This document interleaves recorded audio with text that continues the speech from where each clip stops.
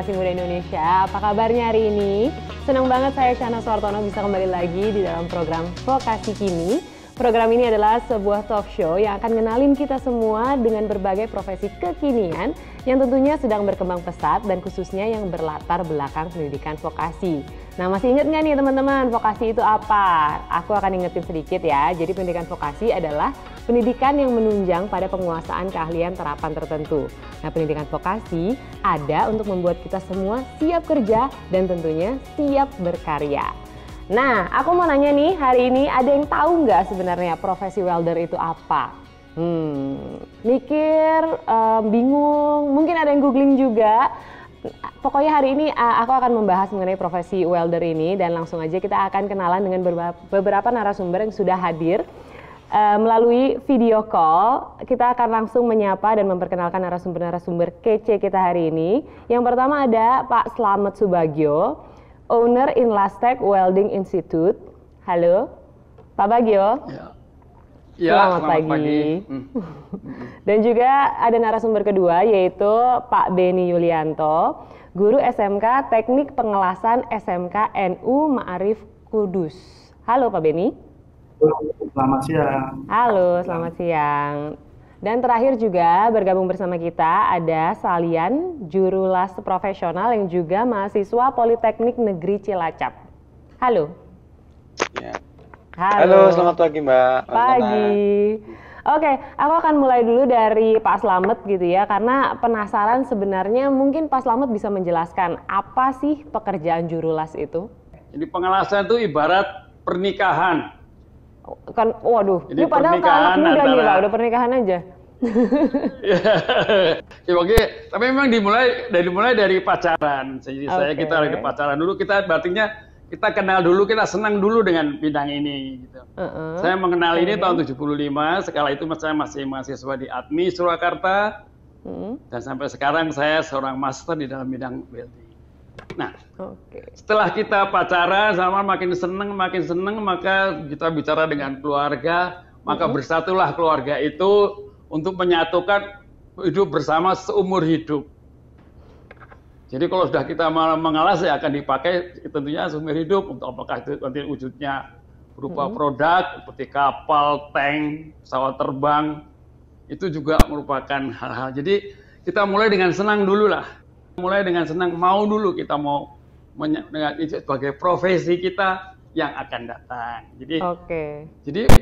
Jadi kalau kita lihat batasannya bahwa pengelasan ini adalah suatu proses yang betul-betul spesial. Mengapa saya mengatakan spesial? Karena dia membutuhkan prosedur, membutuhkan standar, dan membutuhkan regulasi dari negara-negara yang ada di seluruh dunia ini. Nah, ini jadi kira-kira batasnya seperti jadi welder itu tidak hanya sekedar menyambung plat begitu saja, tidak, tapi juga dia harus tahu bagaimana prosedurnya, apakah produk Indonesia bisa diterima di Amerika, bisa diterima di Jepang, standarnya jelas, standar internasional, dan regulasinya menurut negara yang akan ditempati. Baiklah, oke, itu pengenalan kita terhadap profesi juru las gitu ya. Kalau gitu saya akan berlanjut ke Pak Beni. Pak Beni, tadi kita kan udah mendengarkan sedikit gitu definisi atau penjelasan di balik profesi juru las. Nah, lalu saya penasaran nih, sebenarnya sejauh apa sih kita bisa mendalami profesi ini dan kira-kira bidang apa aja yang sebenarnya dapat diserap gitu dari profesi sebagai juru las? Oke, untuk yang bisa dikembangkan seorang juru las atau bisa disebut dengan welder. Jadi sebetulnya welder itu bukan atau tidak terbatas dengan yang namanya hanya sebagai seorang operator saja. Ada bidang-bidang lain yang nanti bisa dikembangkan terkait dengan juru las ini atau welder. Bahasa gampangnya adalah tukang las yang bersertifikat kalau di sekolah adalah anak-anak muda yang dilengkapi dengan ijazah teknik pengelasan. Itu yang pertama adalah mereka bisa mengembangkan selain melanjutkan ke tingkat pendidikan yang lebih tinggi, bisa saja mereka menjadi seorang welding supervisor atau pengawas tenaga welding lah. Ada ininya ya, berarti ada jenjang karirnya ya. ada. Terus yang selanjutnya adalah WI atau biasa disebut dengan welding inspection. Itu seorang welding inspection juga memiliki tanggung jawab untuk mengawasi keseluruhan area pekerjaan yang berhubungan dengan pengelasan. Terus yang selanjutnya welding engineer. Jadi untuk welding engineer ini adalah profesi yang bertugas untuk mendesain, menghitung, menentukan jenis sambungan, dan segala prosedur yang nanti akan dilakukan oleh seorang juru las. Okay. Terus yang selanjutnya adalah yang welding biasa disebut dengan welding teknologi. Ini biasanya untuk pengembangan ke arah riset atau biasanya ini di tingkat universitas atau mungkin seorang lebih kepada melaksanakan penelitian gitu di suatu perusahaan. Oke, berarti itu adalah pilihan-pilihannya ya? Ya, jadi tidak hanya sebatas untuk mereka menjadi seorang ahli atau tukang las, tetapi bisa dikembangkan ke arah-arah yang lebih spesifik.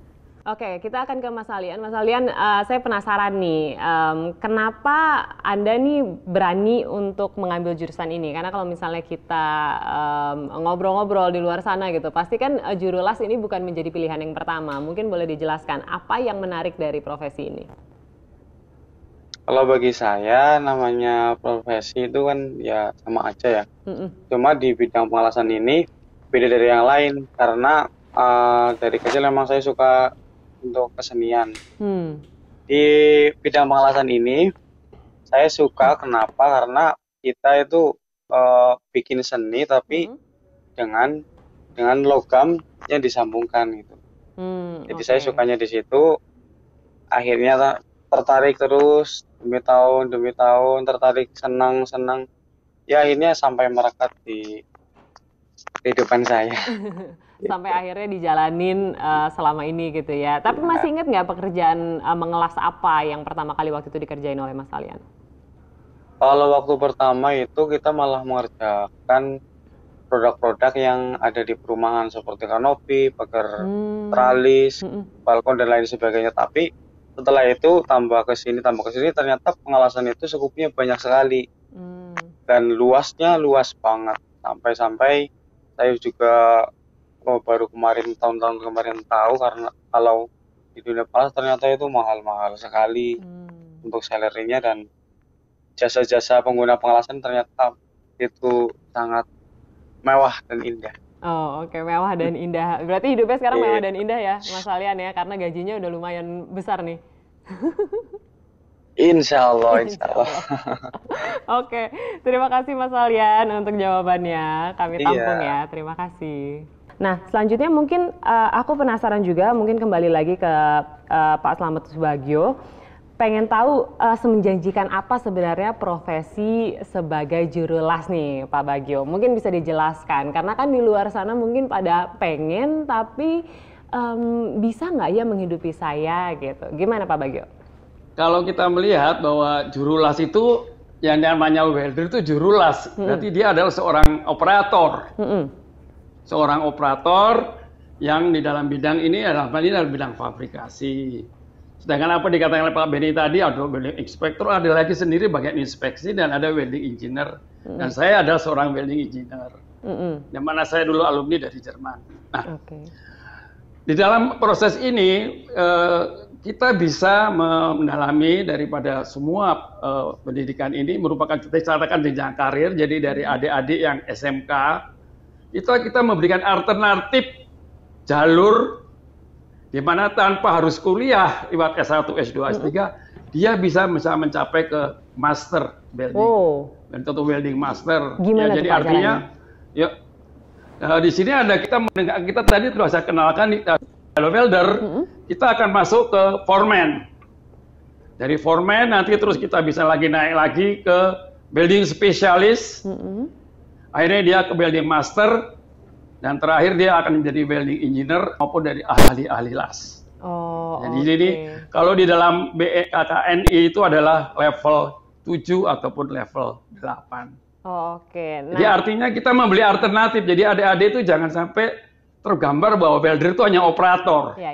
Tidak, mereka ada jalur yang bisa dipelajari ke sana. Ada jalurnya gitu. Dan akhirnya nanti juga akan menjadi seorang ahli yang akan dicari. Sama, gajinya bahkan lebih besar dari pengalaman kami di Jerman bahwa gaji saya sebagai building engineer itu besar dibanding dengan operator. Oh, oke. Gitu ya. Nah itu tapi di Jerman Pak, kalau misalnya di Indonesia gimana? Mungkin Bapak boleh jelasin sedikit. Masih mungkin ya di galangan kapal yang kalau di Indonesia itu yang saya bekerja sama dengan banyak di Bangkalan, di Surabaya, dengan bekerja sama dengan pada perusahaan-perusahaan galangan kapal, itu gaji mereka untuk SMA itu antara 6 sampai 11 juta rupiah. Oh, oke. Sebulan. Itu baru pemula tuh ya Pak ya hitungannya ya?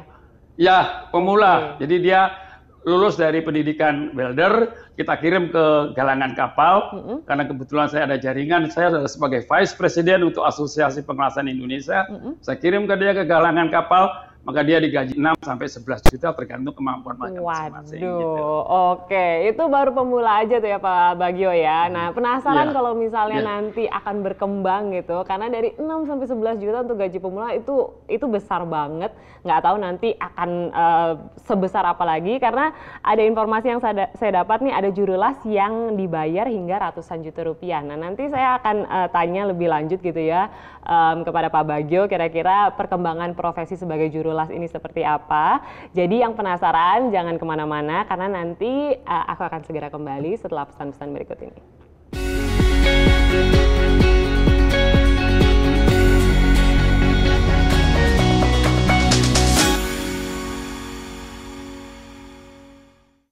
Pengen tahu semenjanjikan apa sebenarnya profesi sebagai juru las nih Pak Bagio. Mungkin bisa dijelaskan, karena kan di luar sana mungkin pada pengen tapi bisa nggak ya menghidupi saya gitu. Gimana Pak Bagio?